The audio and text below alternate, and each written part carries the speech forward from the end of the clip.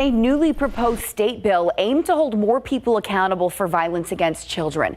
Texas House Bill 1009 was just filed, and the local advocate behind it says it's time to make silence a bigger crime, and not just for a child's legal caregivers.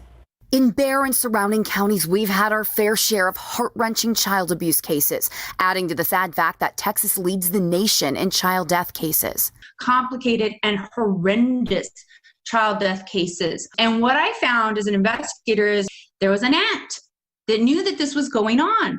There was a grandmother, there was a friend, there was a neighbor. Carrie Wilcoxon used her decades-long career in child abuse advocacy, casework, and investigation to draft House Bill 1009, strengthening the penalty for people with actual knowledge of serious child abuse who never report it. Existing law today is if somebody has a cause to believe.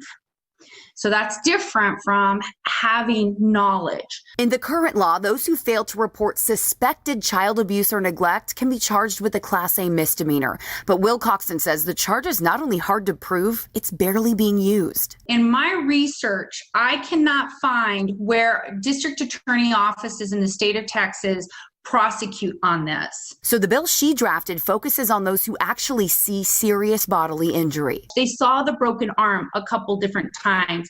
They saw multiple bruises all over a 2-year-old's body a couple different times. HB 1009 states if you have this type of knowledge and fail to report, you could be charged with a state jail felony. If that child is 6 or younger and dies from those injuries, you could face a 3rd-degree felony. State Representative Ina Minjarez filed the bill and says it helps to close the legal gap between non-caregivers and caregivers. Right now, only legal caregivers can be charged with serious bodily injury to a child by omission. Close family, friends, and neighbors cannot. Wilcoxon points out statistics of the people that report child abuse. Your top 3 are your medical, law enforcement, and teachers. Friends and neighbors represent 3% of the total reports that come in each year.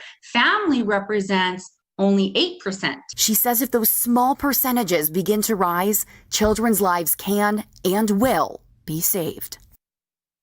The bill was filed this month and has a long way to go before becoming a law, so we will keep you updated. If you suspect or have direct knowledge of child abuse, report it right now. You can always remain anonymous. The number to call, 1-800-252-5400.